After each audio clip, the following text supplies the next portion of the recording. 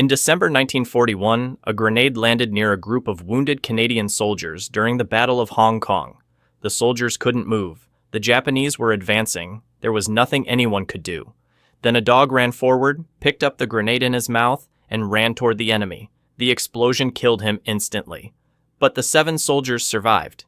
His name was Gander.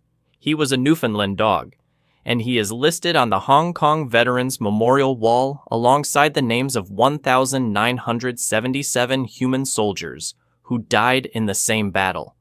Some people say he didn't know what he was doing. That maybe he thought it was a game of fetch. Maybe. But he ran toward the danger, when every instinct should have told him to run the other way. We use the word heroism very carefully when it comes to animals. We say instinct instead. We say conditioning instead. We say they didn't understand what they were doing. But here's what's interesting about that distinction. We apply the same skepticism to humans exactly 0% of the time. When a soldier throws himself on a grenade to save his unit, we don't say he was just following conditioning. We say he was a hero. The actions in this video are documented, verified, witnessed by multiple people. In several cases, officially recognized by governments with the same medals given to human soldiers. Whether you call it heroism or something else, decide for yourself. Sergeant Reckless, Korea, 1953. Her real name was Flame of the Morning. She was a chestnut mare raised at a racetrack in Seoul. Her stable hand, Kim Hook-moon, sold her reluctantly to a U.S. Marine lieutenant named Eric Peterson for $250 because his sister had lost her leg to a landmine and the family needed money for a prosthetic. The Marines renamed her Reckless. She was put through an equine version of boot camp, hoof camp, where she was acclimated to the extreme noise of battle and led up and down hills to get used to the weight of ammunition on her back. Then came the battle for Outpost Vegas. March 1953, one of the bloodiest engagements of the Korean War. On the second day of the battle, Reckless made 51 trips across rice paddies and mountain trails that inclined at a steep 45-degree angle. She hauled supplies and ammunition weighing over 9,000 pounds to the front and transported wounded soldiers to safety. Originally led by a Marine, the horse eventually had to make her treks alone, and she crossed no man's land fearlessly to support her comrades. She sustained wounds the same day she delivered 386 rounds of ammunition, weighing more than 9,000 pounds, nearly 5 tons. She was wounded twice that day. She kept going. The Marines fed her scrambled eggs and beer between runs. She ate whatever was available, including other soldiers' rations when nobody was watching. She memorized the trail so completely that when her handlers were hit, she kept walking it alone. After the war, she was promoted to Staff Sergeant, the only animal ever awarded an official rank in the Marine Corps.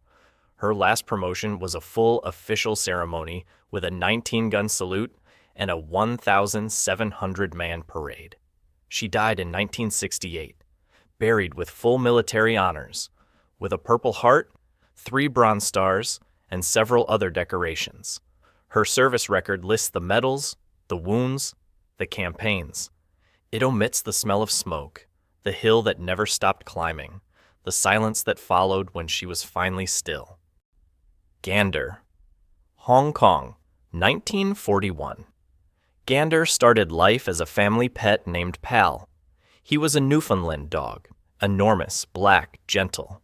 He accidentally scratched a child's face with his paw, and the family, afraid he would be put down, gave him to the Royal Rifles of Canada.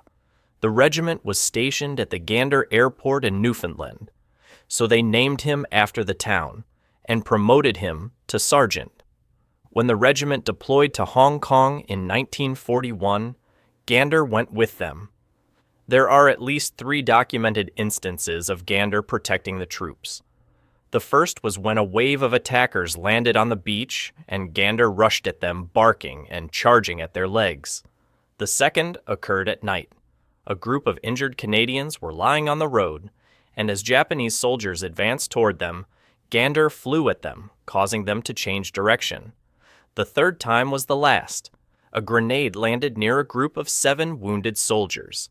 Gander immediately leapt forward, picked the grenade up in his mouth, and ran towards the enemy. The grenade exploded, killing Gander but saving the lives of his wounded colleagues. Some say he didn't know what he was doing, that maybe, in that final moment, Gander thought it was just a game of fetch. Maybe he saw something flying through the air and did what any good dog would do. He ran toward it. But does it matter? 60 years later, Gander was posthumously awarded the Dickin Medal for gallantry, essentially the Victoria Cross for animals. Endal, United Kingdom, 2001. Alan Parton was a Royal Navy officer who suffered a traumatic brain injury during the Gulf War in 1991. He lost his memory entirely. He couldn't remember his wife. He couldn't remember his children. He couldn't speak.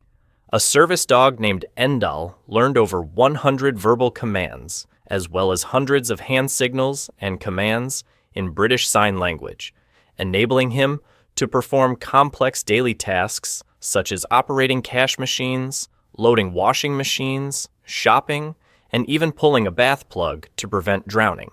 Then came May 24th, 2001. Parton was in his wheelchair in a hotel car park. A reversing car struck him. He was knocked unconscious onto the ground.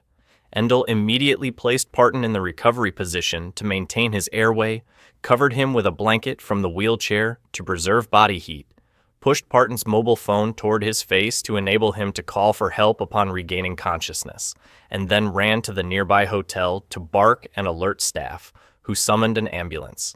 Nobody taught Endal to do that specific sequence. There was no training protocol for owner knocked unconscious by car in hotel car park. He assessed the situation. He responded, step by step, in the right order. Endal was awarded the P. Dece Gold Medal for bravery, the highest award available to an animal. He was described as the most decorated dog in the world and dog of the millennium. He died in 2009. Alan Parton later said that one of his greatest fears was that, in 10 years, he would be unable to remember what Endal looked like. The man who had lost all memory was afraid of forgetting his dog. Cher Ami, France, 1918, World War I. October 3, 1918. 550 American soldiers were trapped behind enemy lines in the Argonne Forest, surrounded by German forces, being killed by their own artillery. Their own side didn't know where they were. 3 carrier pigeons were sent with messages asking the artillery to stop. The first 2 were shot down immediately. The third was Cher Ami, a small homing pigeon. She was shot through the chest. She lost her right leg. One eye was blinded. She was covered in blood. She flew 25 miles in 25 minutes. The message she carried arrived. The artillery stopped. 194 soldiers survived because of what she carried. Cher Ami was awarded the Croix de Guerre, one of France's highest military honors, by the French government. She died from her wounds 8 months later. Her body was preserved and is on display at the Smithsonian National Museum of American History in Washington. The leg she lost was found on the battlefield. It is displayed alongside her.